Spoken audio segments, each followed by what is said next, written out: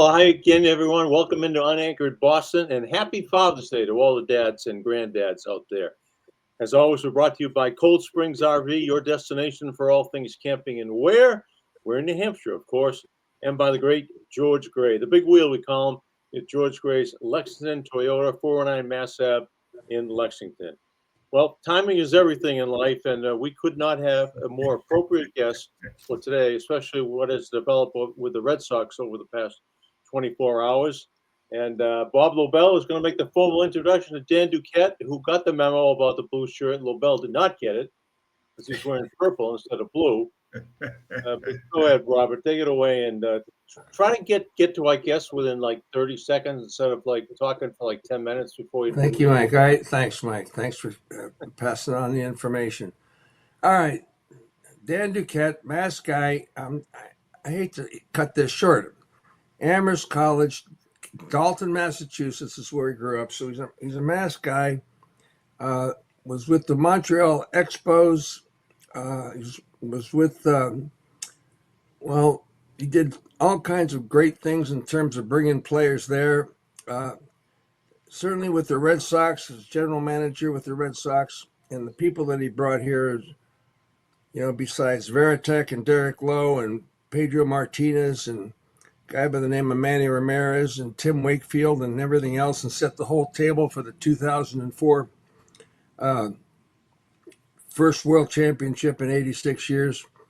He is the architect of that team, and I never has really gotten recognition for being that architect because of all the political machinations that went on behind the scenes with the Red Sox. But he was fired less than 24 hours after the new ownership took over, which was just a totally bizarre and unbelievable thing. So, Dan, don't forget the Orioles, Bob. Okay, well, you told me to make it short. Well, this is not short. You've already gone. Duquette and I took the over, and we both won. Well, I'm just telling you what the guy was able to do. Yeah, of course, they on the Orioles and, did great things there. And every place he's gone, he's done great things and has moved on to consulting and had the Duquette Baseball Academy and has done so many things. Okay, Mike, I'm done. Go ahead. All right. I don't want to hear from you. I want to hear from Dan. Bob, thanks for the introduction. I'm trying, Dan. I'm just trying the best I was with the Orioles from 2011 to 2018. Okay.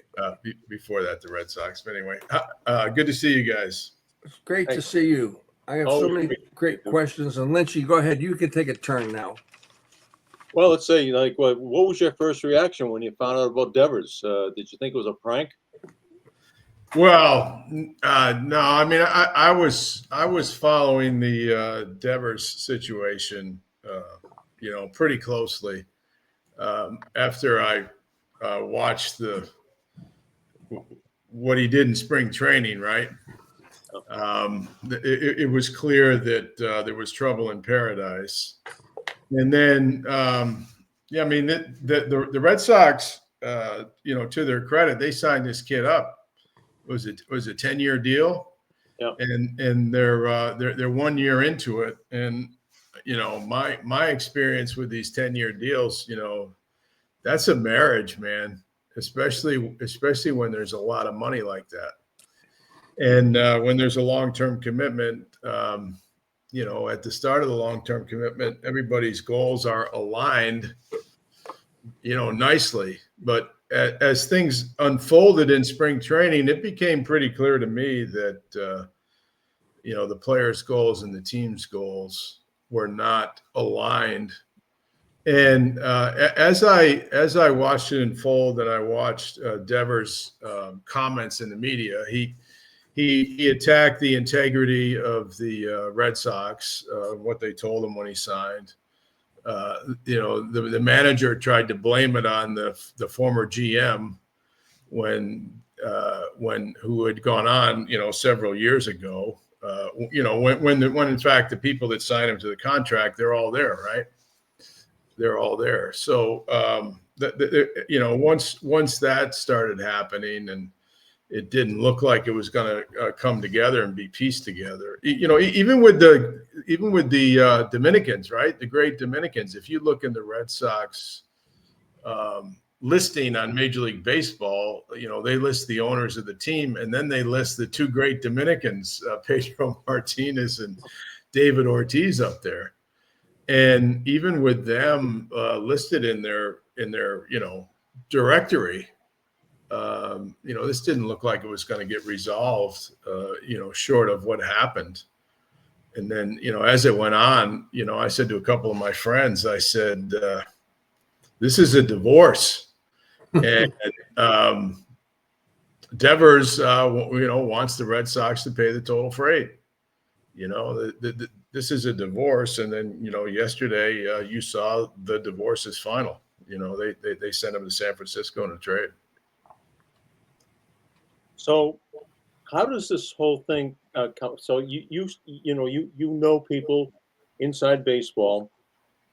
Is this just a secret negotiation between the Giants, or the Red Sox put the word out that make us an offer for Rafael Devers? How does it work? Well, I don't know how exactly how it worked in this case, but the Giants, they tried to sign a bunch of star players, right? They tried to sign a big bat and put it in the middle of their lineup. They took a crack at Aaron Judge. They were one of the finalists. Of course, Judge played college out there. And they have a good team. They're a contender, and let's face it, Rafael Devers.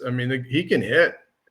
He can hit. Not only can he hit, he can get on base. Right, his on base yesterday when he left town was 400, and he was one of the leading RBI guys in the American League. So,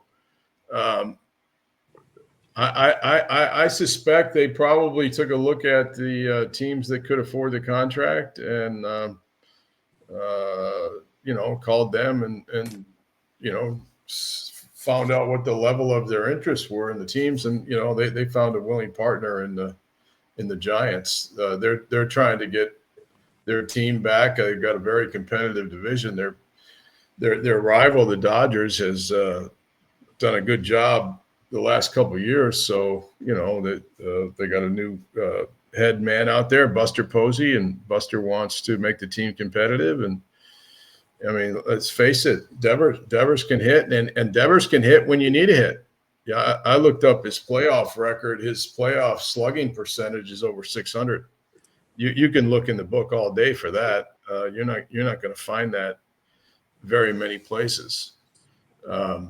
So that's probably how that went. The Red Sox had a couple of discussions with Devers, and I think Devers probably felt that he was disrespected by the club when they signed somebody to his position. I think he thought that he was going to be the third baseman for a while, and then it didn't work out that way. It's beyond my comprehension that a player would actually be so out of touch with the rest of the world that he would say, I'm either playing that position or I'm not for the kind of money I'm getting. And every other member of his team would say, yeah, I'll play anywhere I can where they need me. At first, I thought he wanted a relocation bonus to move 90 feet to his left. Yeah, I don't know. Maybe he wants a relocation bonus. He wanted to be the third baseman, but he wants to get paid more if he's playing on the other side of the diamond. I don't know. Come on, Dan. If anybody knows anything about sports, you do what you do to help the team. You do. It's just a cardinal rule of any kind of competitive situation. You do what you're asked to do to help the team. Well, when you put yourself in harm's way that way in the fans, it's hard to recover it. And I don't care how well you hit. Well, Anthony Santander, who I picked up in Baltimore, and he had a great year last year, and he signed with the Blue Jays this year, right? He signed a free agent contract. and they said, Anthony, the manager mentioned that you might play some first, you might DH. Didn't you sign here to be the right fielder? He goes, nah, I'm not worried about that. He goes, I'll play wherever the manager wants to put me. He goes, that's another conversation for another time. You would have liked to heard that from Rafael Devers, and then that would have told you that the player had his interests aligned with the team, right? Yeah, I mean, seriously, or the fans of the city or whatever the team represents, The great John Wooden, he had a player named Sidney Wicks, right? Yeah. And Sidney Wicks was a great, great player. But Sidney Wicks didn't understand that, the team was better when everybody played as a team, right? And so John Wooden, even though Sidney Wicks was a great player, he put him on the bench. And Sidney Wicks said, but Coach, I'm better than all those players out there. And Coach Wooden said, yes, Sidney, you do have great abilities, better than the players that are out there. But those players that are out there have agreed to play as a team and to do as I instruct them as a team. He said, but Coach, I'm better than all of them. He said, well, that's okay. That's all right, Sidney. You can sit here until you're ready to, go out and be part of the team. And then after a while, Sidney came to him and said, Coach, I'm ready to go. But Rafael Devers evidently didn't come back and say, Coach, I'm ready to go. He said, I'll sit this one out and, I'll go to work for somebody else. Didn't you think it was odd that John Henry, who's got his finger in so many different things, would fly out to Kansas City to basically beg a guy to play another position? I mean, that must have just infuriated John Henry to the nth degree. I'm not sure that's what happened in that meeting, Mike. I'm not sure that's what happened. Personally, I have never, ever begged a player to play baseball, right? If you have to beg a player, whether he's 6 years old or a big leaguer and a Hall of Famer to play, then it's not going to work, right? Because baseball is hard. You have to want to play. I mean, you have to want to do the job. You can't be out there doing anything else other than wanting to do your job. But I don't know that that's what happened during that meeting. I think that was that may have been a meeting for the Red Sox ownership to assess exactly how dug in this player was on what he wanted to do. The Red Sox got to be careful with the overall culture of their team at this stage of their development, because you look at these young players coming up, man. Look at this guy, Roman Anthony. I mean, he looks like a left-handed Tony Canigliaro, for crying out loud. Yep. And the shortstop, they're playing at third base, Mayer. Did you see the 2 home runs that he hit? Yep. Did you see what kind of sweet swing that kid has? Pretty and nice. Then he went over and he made a play at third base like he was Manny Machado in the same series. He had 2 home runs in the same game, and then he made that kind of play. So you got to be very careful when you're bringing along young players, when you're bringing them up to the big leagues in regard to like who their role models are, right?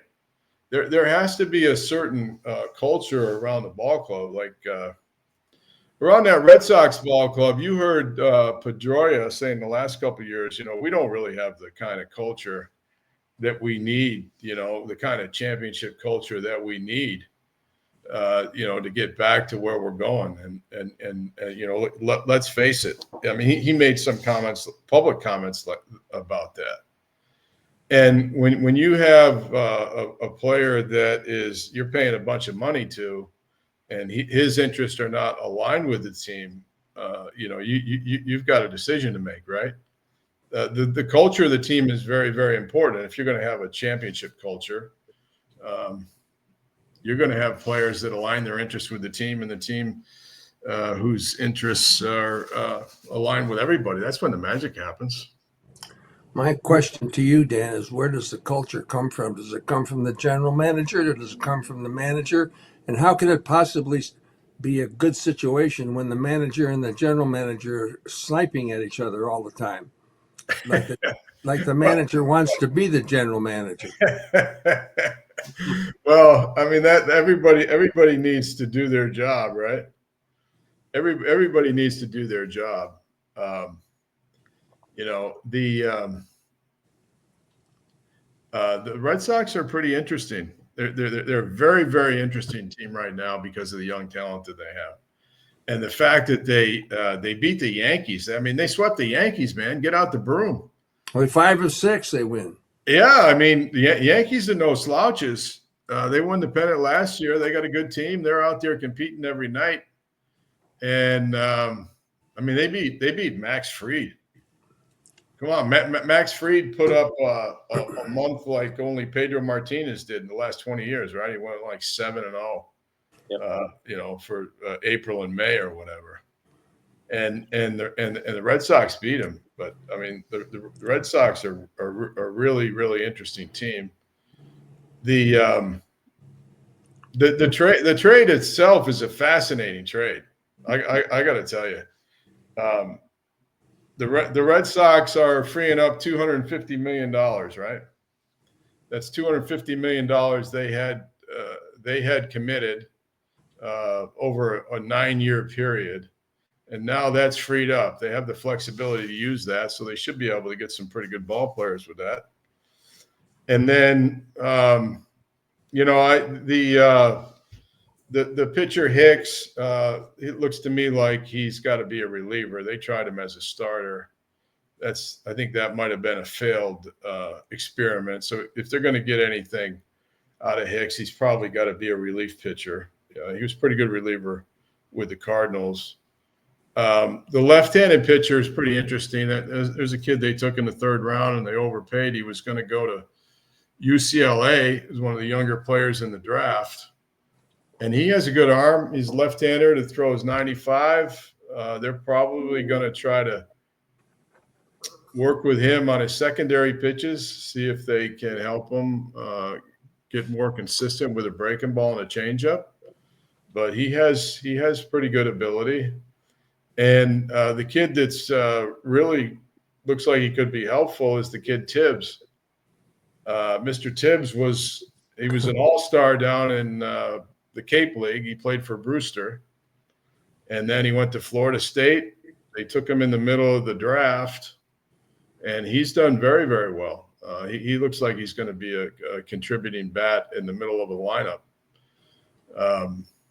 You know, like if you take a look at Tibbs, he reminds me of a player we signed, Christian Walker, with the Orioles, who is developed into a good player. He ended up winning a couple of Gold Gloves and a Silver Slugger, and he got a nice contract with the Astros. But Hicks looks like he's going to be a good bat in the middle of the lineup. And, you know, the Red Sox must have known him pretty well because they took that switch hitter out of Texas A&M, who they traded to the White Sox in when they got the top-notch left-handed pitcher there, Crochet. So Tibbs and that kid were taken back-to-back in the draft. So the Red Sox must have done quite a bit of work on Tibbs a year ago when he was drafted in the 1st round. So they must like him quite a bit. And you know, he's got a left-handed power bat that should fit in nicely and pretty soon. Luke, what precautions did the Giants take in this deal that they're not going to get the same recalcitrant personality that the Red Sox had in Devers? No, it's a big word for an Amherst guy and a Kent State guy. Devers not a bad kid. He's not a very sophisticated kid, but I watched him come up and I watched him work hard on his defense.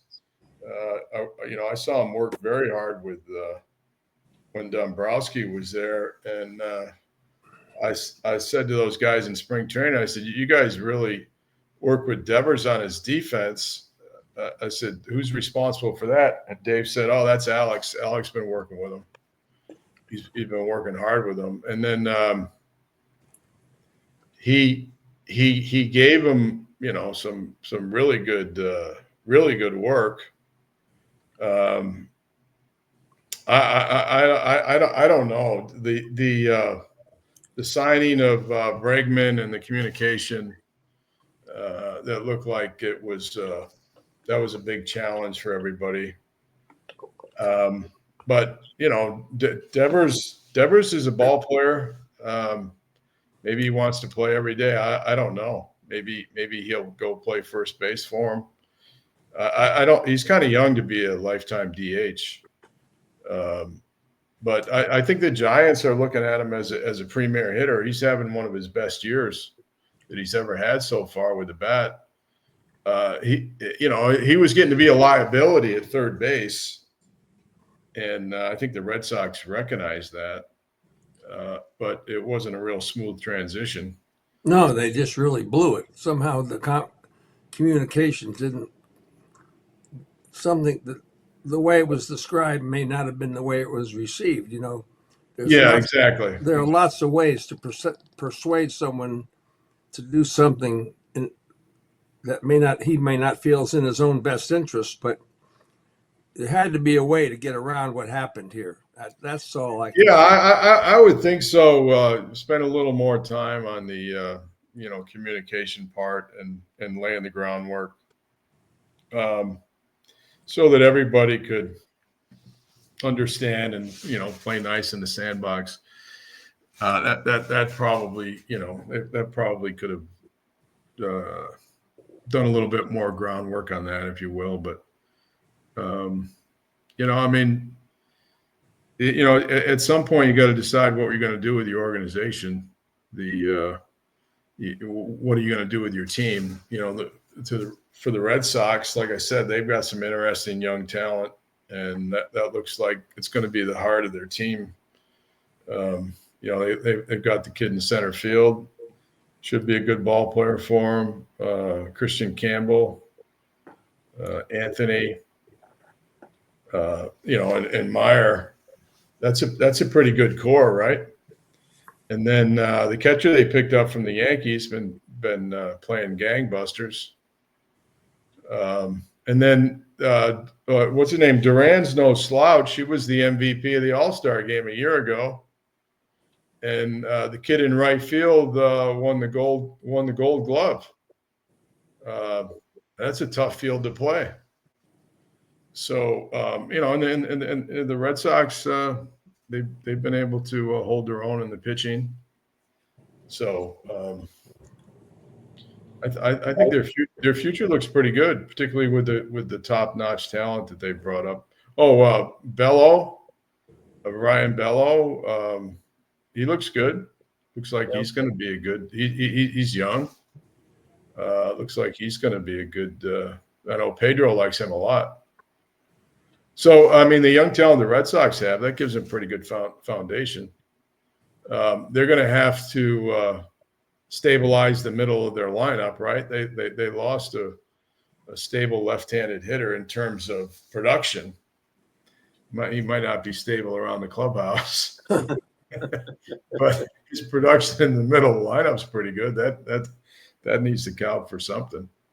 The guy's getting on base 400 and slugging 600 in the playoffs. That's pretty good. So how far out are we looking here? Like the young teams, how far out are we looking to have these guys turn this club back into a contender? Because as you well know, and we all know, patience is not something that Red Sox fans have in abundance. They want to win now, every single year. Yeah, there's always urgency in Boston, but the club's been playing pretty well. They're at 500, right? We're not at the All-Star break yet. They could very well contend the second half, but whether they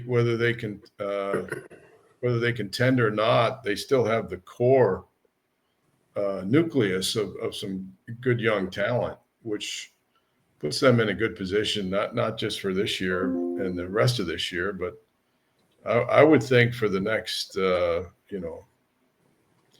next period of time, you've got you've got some of your star players that can be core players for a while, and you got some players that you can build around so that you can be a perennial contender again.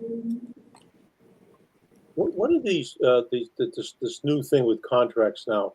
Opting like they signed Bregman to a 3-year deal, but it's really a 1-year, 3 1-year deals.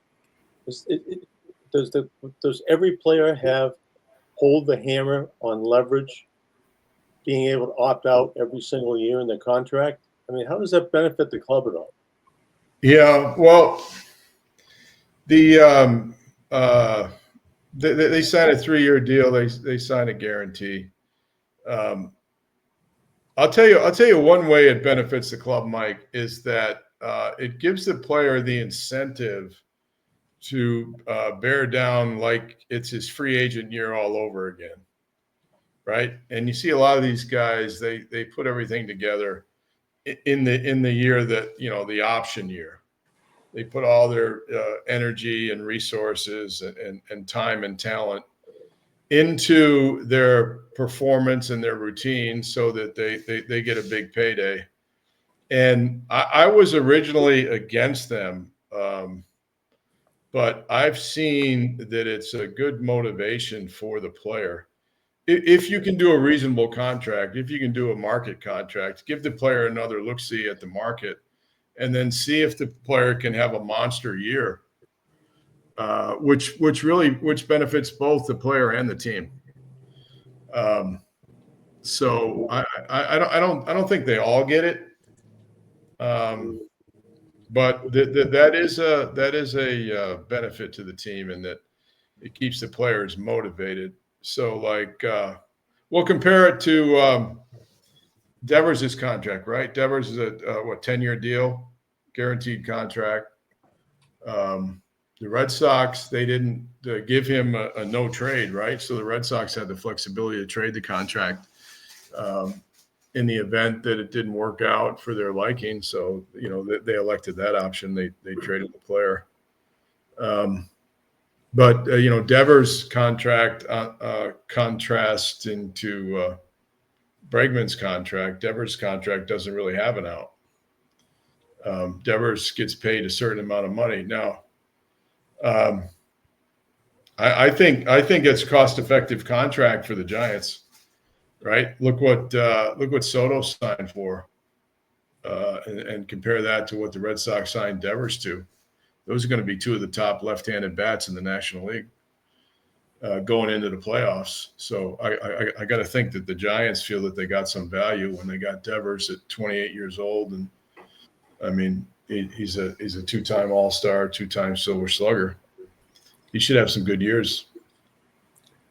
Okay, so you trade away a guy who doesn't want to move positions. You also trade away a guy that would have played anywhere in the name of Mookie Betts. Okay? And he has played everywhere. So what really went down on the Mookie Betts deal? Did he just not want to be here? I don't know. I don't know. I love Mookie Betts, right? But who doesn't? Right? Mookie Betts about the best player the Red Sox ever had, right? His bat was like Tris Speaker's.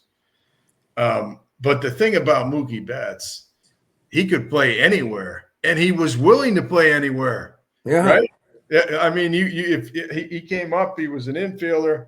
You asked him to play the outfield. I'd watch that guy when we came to Baltimore. That guy was out there early working on his throws from right field. And then I'd walk down to the clubhouse and I'd see him in the visiting team's batting tunnel. And the guy was there working all day. And then in spring training, he'd go on the road and they'd come up there in spring training and he'd be in our back tunnels before the game on an away game. Right. I mean, a lot of these veteran players, they don't have to travel on an away game, but Mookie Betts was there working. So I don't know. Mookie Betts was a terrific player. He's a terrific player in Boston, and he's been a terrific player in Los Angeles. I don't know. That's a head scratcher. you'll have to ask the people that traded him. I don't.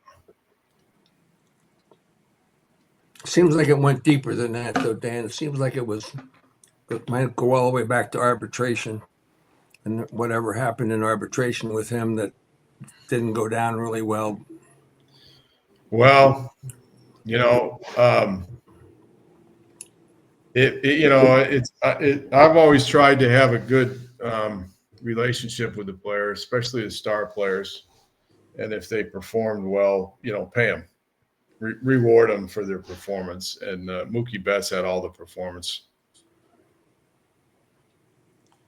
He was the best player in the league other than Trout, right, during his arbitration years. So it seems to me that the Red Sox probably would have done better if they just paid him, because he certainly earned it with his performance. So many things I want to ask you. Even about Veritek. You think Veritek's going to end up being the new manager? Well, I mean, Veritek's got all the he's got all the attributes to be a good manager, right? You guys read this book, Pedro, by Michael Silverman? Not yet. Yeah. So if you get a chance, read it. But there's a chapter 17 called Art and Craft in there. And it's where Pedro talks about how he prepared with Veritek, during their stellar years, right? 99, 2000, 2001. And it's a masterclass in elite pitching and how to get major league hitters out. But Pedro gives Veritek a lot of credit in helping him devise a plan and identifying the strengths and weaknesses of the hitters. So Veritek can manage whenever he decides that he wants to manage. He's got all the attributes to be a great manager. Hardworking, intelligent, knows how to handle the pitchers, knows how to integrate people within a team. I mean, I think he's been doing a lot of the game planning for years, right? Yeah. Well, he does. He did tell me. I mean, absolutely asked him. He does want to be a manager. Well, someday. There's no question about that. And it seems to me the best place for him to be the manager would be right here in Boston. Well, he's familiar with everything that goes on in Boston. He's been there for a long time, right? He's been there since would you hire him if you were the general manager? I love Jason Veritek. I would have hired him as a manager a long time ago. That's good. I'm glad to hear that. What about the new? No, that's good. I'm really when the Red Sox were looking for a manager, Heidi Watney came to interview me, and she said, "Who do you think the Red Sox should consider for their manager?" I said, "Jason Veritek." That was about 10 years ago. Yeah. So whenever he wants to manage, he can manage. He's proven. He's a proven baseball man. I mean, he's very loyal to the Red Sox, right? I mean, that's the only organization he's been with his entire career. Oh, Seattle. You got him from Seattle, so. Yeah, we got him from Seattle, but his big league career was all Boston. Yeah, man, Heathcliff Slocum, that was the Derek Lowe and Jason Veritek. That was just. How did you pull that one off? Yeah, that was a good one. No kidding. Like to be able to do that one every year, but it doesn't come around every day. But that was right out of Red Auerbach's book, yeah, well, thank you. I love to be compared to Red Auerbach, but that it was a great trade for the Red Sox. We had a couple of advantages on that. One was that when I scouted Nomar, he was at Georgia Tech, and the catcher at Georgia Tech was Jason Veritek, right? And I had an opportunity to go see him and scout him as an amateur.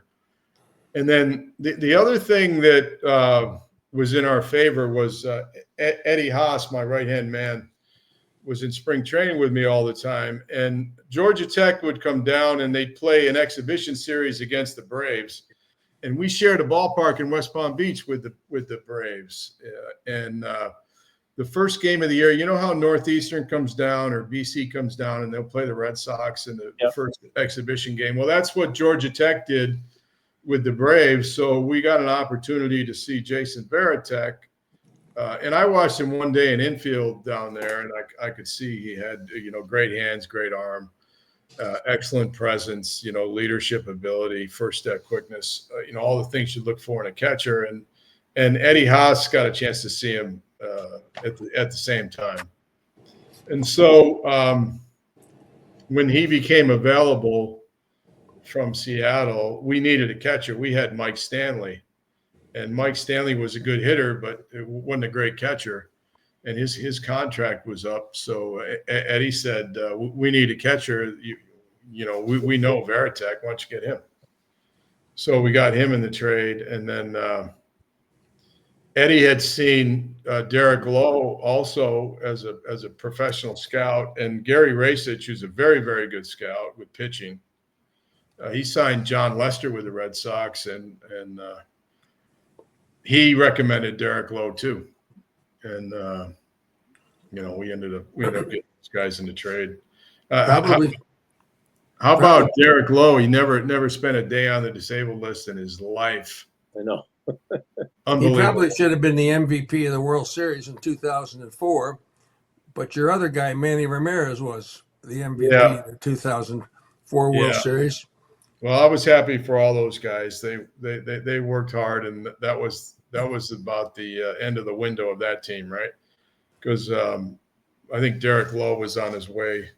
He signed a free agent contract. And 2003, that was a real heartbreaker. But those guys, I mean, they came back and they did it. There was nothing like watching Derek Lowe. He won every single critical game for that ball club, right? You talk about a guy that is a good pitcher and a clutch pitcher. Derek Lowe pitched all the clinching games. And then, it was a great thrill for me personally to go see Pedro. We saw those two guys pitch in St. Louis. Win Game 3 and Game 4. I'm not even going to ask you about you not getting a ring for that. That's the whole. That is stuck with me for forever, that you did not get a World Series ring for that team. Yeah, well, I mean, fortunately, the Red Sox recognized me with the with an honor of their Hall of Fame, and I appreciated that. And I can tell you this, Bob, Red Sox fans know that we assembled the lion's share of that ball club. And a lot of the players that we brought to the club, and the Red Sox ended up trading 50 player contracts from the minor league system over the 3 years from 2002 to 2004 to staff that team to win. And, the Red Sox fans know all those players didn't just show up in 2002. We had worked hard to build our player development operation, our international recruiting, to give us a chance to compete with the Yankees. And we did. And fortunately for everybody, the team got over the top. I know you have to. I'm glad you brought that up. I just have to do a quick commercial here, Dan. And from Dalton, Massachusetts, this might have been a good chance you to spend some time doing any camping. Did you do any camping, like RV camping or motorhome camping? Or it's okay if you say no, because that's why. No, once in a while, yeah, we went to Maine a few times, and okay, that's good. Out in the Berkshires, there's camping. All right, that's good. Well, we're talking about Cold Springs RV, fantastic selection of travel trailers, fifth wheelers, park models, pop-ups, and motorhomes. They're in Ware, New Hampshire. You can find the RV of your dreams. Ware, New Hampshire. Ware is like west of Goffstown. Okay. And north of Tingsboro. Dan must know exactly where New Hampshire is. Well, I know where Mass is. We signed Billy Joe Robideau out of Ware, Mass. You remember him? Yeah. Okay, well that's another Ware. This is the Ware in New Hampshire. That's where we are in New Hampshire. You can make this a summer to remember with a camper from Cold Springs RV. Tell them Lobel and Lynch sent you. Pressure-free dealer, Cold Springs RV in Ware, New Hampshire. Or online, coldspringsrv.com. this is where Mike jumps in with a question for our guest after this commercial. This will be a good one. As you know, we don't pay our guests. So, but remember the Madden Cruiser? He wouldn't fly. He had this bus they drove. Yeah. So we're going to get Cold Springs RV to make a Lobel Lynchy cruiser. And it's really going to be superb. It's still in the developmental stages. But when it's built, each one of our guests is going to have it for a week. We'll deliver to you in North Carolina. You can drive it to San Francisco and see Rafael Devers if you want. And I like that. Up to Seattle and see if the people are still crying about the trade they made that you stole, Veritek and Derek Lowe. But anyway, the only caveat is you have to pick one person to ride shotgun with you across the country. We'll fly you back. And think of it could be alive, deceased. It could be a present-day ball player, past ball player. It could be a musician. It could be an entertainer. It could be a politician. Who would you want to have to ride shotgun with Dan Duquette going cross country? So do we have a driver and all that, right? Oh, you are the driver. Yeah, I'm the driver. Yeah. Well, I have to get a good storyteller, right? Yeah. I'd have to get a good storyteller. I think I would. I'll tell you who's got some good stories, and I enjoy listening to him. It's our friend Ted Williams, Bob. I think I'd invite Ted on the trip, and I would listen to his stories about his career and all the people that he met along the way. I always found that fascinating when we went to his house after he had that Hitters Hall of Fame down there, right? Yeah. And I went to that every single year, and my family and I, my son Daniel and Dana, and we used to go over to Ted's house afterward with Tommy Lasorda, and we would just sit and chat with Ted and listen to his stories, and he's a fascinating guy. So, when in Rome, do as the Romans do. I think I'd go with Ted. I think that's a great choice. You may have to go and may have to head north when you hit Seattle and go all the way up to Alaska, because he would be talking the entire time. He'd be talking the entire time, and of course we'd have to go fishing too. So we couldn't stop without going fishing. Of course, he never swore. That's the interesting thing about Ted. Oh man, I read a book, and they said Ted was the best cursor ever. Ever. Oh, that was Joe Posnanski's. He went down the top guys in baseball, the top players, and they said Ted's not the top player. We got him as one of the top hitters, but he is definitely the best cursor that I have ever heard. And it'd be hard to argue with that, right? Yeah. Danny, he had a 5 or 6 letter sentence. Subject, predicate, verb, noun, adjective, Oh my all God. combined. The 5 words in a row that I cannot repeat here. Yep. I'll never forget the rest of my life. Yep. Never. So, it was so unique. It was just him all the time. right. Over my shoulder, there's Ted. He's crossing home plate in the All-Star game there. Yep. That's a signed picture of Ted with the DiMaggios there. When he hit the walk-off home run. It was at 1942. Yeah, 1942 All-Star game at Fenway Park. So anyway, but Lee Montville in his book has some vintage Ted cursing, and it's remarkable. Remarkable. No, it is. It's remarkable. It's a remarkable use of the English language. It's remarkable how powerful he can use words. It's really extraordinary. Let me ask you about some of the new rules that are in. Are there any that are not so happy? Any you're not so happy with, like the ghost runner? Are there other things that the bigger bases, the ghost runner on second? Yeah. Well, Pitch the clock, the bigger bases, and I'm going to get to the analytics in a minute. Go ahead. But yeah, well, I think the speeding up the game has been helpful. It's condensed the game and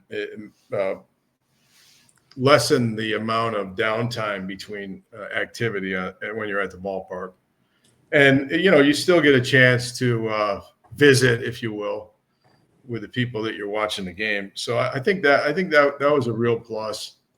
The, shortening the bases and making the stolen base a viable option.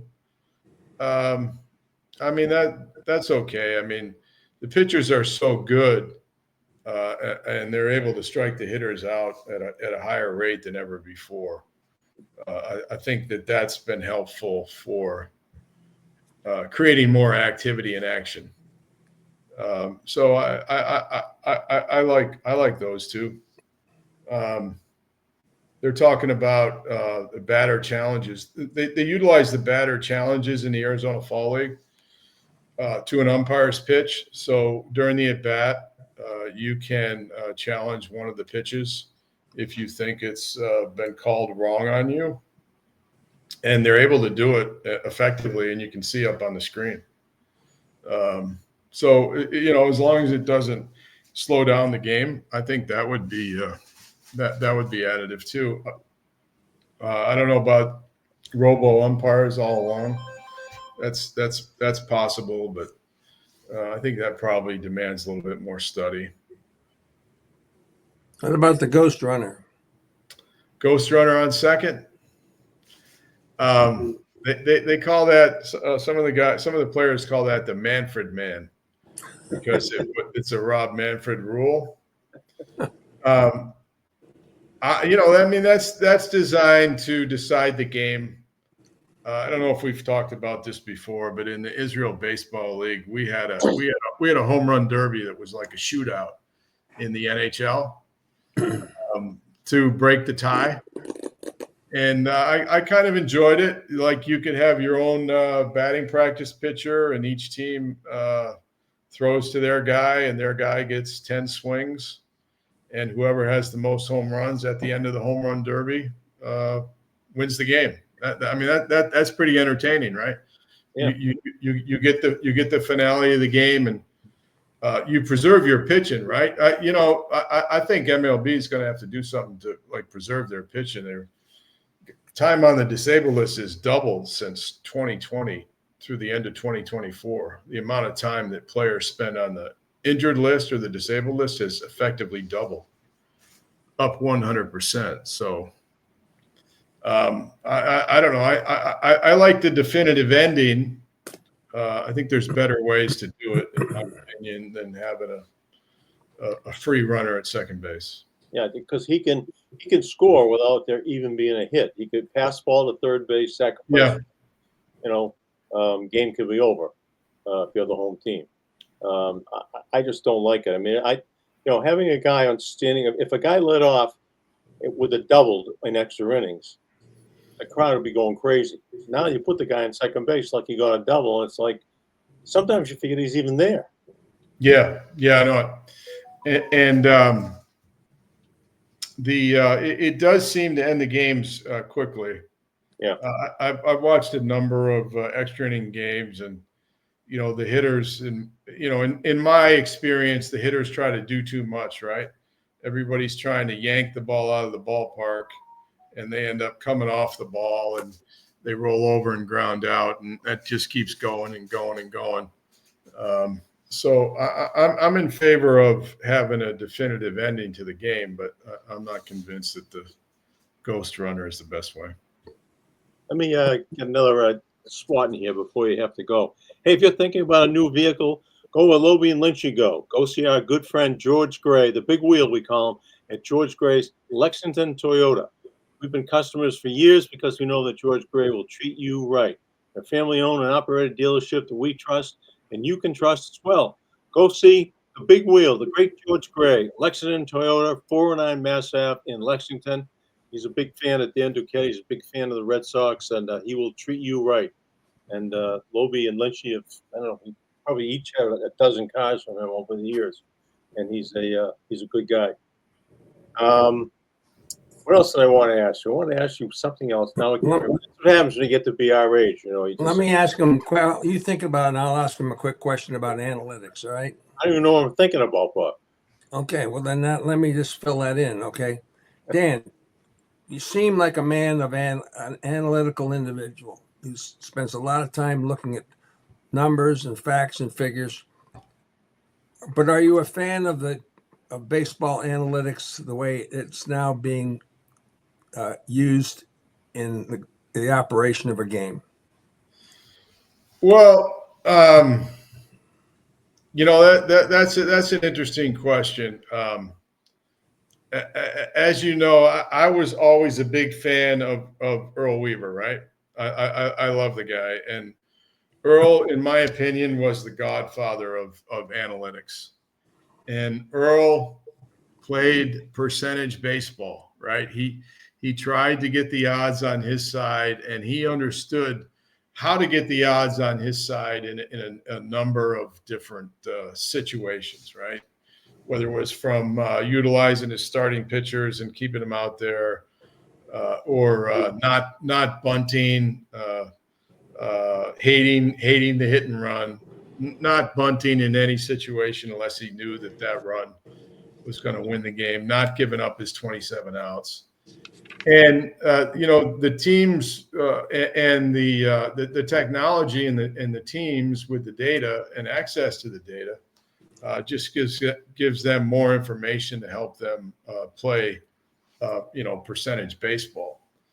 And as far as the how to manage the game and manage the team. Yeah, I've always thought that, and Weaver says this in his book. I've always thought that the manager's most important job was filling out the lineup card, right, and getting his best players into the lineup before the game started in areas where they could help the team win the game. And I see a lot of these teams. They use the artificial intelligence, and they use all the resources provided to them to pick the odds before the game and to try and script the lineup, right, based upon the pitchers that they're facing. And some of the teams do that very successfully. Now, Earl Weaver was the winningest manager in the American League, right? He ended up with a winning percentage, I don't know, 560, 570. And the team that has the manager that has the highest winning percentage of anybody is the Dodgers and Dave Roberts. Dave Roberts' winning percentage is well over 600, and I think he gets a lot of help from the analytics in terms of constructing his lineup and getting the matchups in place that they're trying to get before the game starts. So I don't necessarily see it as a bad thing. I think it's an evolution of the way Weaver managed with teams playing the percentages as much as they can, right, and utilizing all the information and the algorithms. I understand some teams have their stat guys, the guys that crunch the numbers, available to their managers to help them make the right decisions in game. But to me, it's just a reflection of the way that Weaver managed. Teams are taking more of an organizational approach, but I mean, Earl knew how to do it. 40 years ago, and he knew how to do it pretty well. And I think teams have capitalized on Earl's insight. I thought it was always the 3-run homer, right? Well, with Earl, it was pitching first, defense second, and they had great teams. Yeah. And then the 3-run homer, right? He understood the value of having a couple of guys on base. And he always talked about the home run being the sports knockout punch, right? Yeah. He loved that. And, he used it to his advantage. He did. Well, all right, Dan, you got to go for your other podcast? Yeah, thanks a lot, guys. Good to be with you. Yep. And, Great to have you too. It was good. It was good timing. We had something to talk about there with the big Boy, I'll swing say. with Red Sox. So I didn't bring up Tim Wakefield. That's the only other thing I wanted to bring about you getting him. You know, that he sadly passed away, and you got him from Pittsburgh. yeah, he had a great career. Why would you bring a knuckleballer in and blah blah blah and whatever you saw in Wakefield was, but that was a pretty special acquisition. Yeah, that worked out good. That was great player development, right? We paired him up with Phil Negro, Eddie Haas, and and kid had a great career. And I'm glad to see him get his championship too. He was there. All right, thanks a lot, guys. Good to see you. Thanks, I appreciate it. Take care. Dan, thanks a lot. All right, thanks a lot. Bye-bye. Good luck. That's been our guest, and you can see us every week on UnAnchoredBoston.com.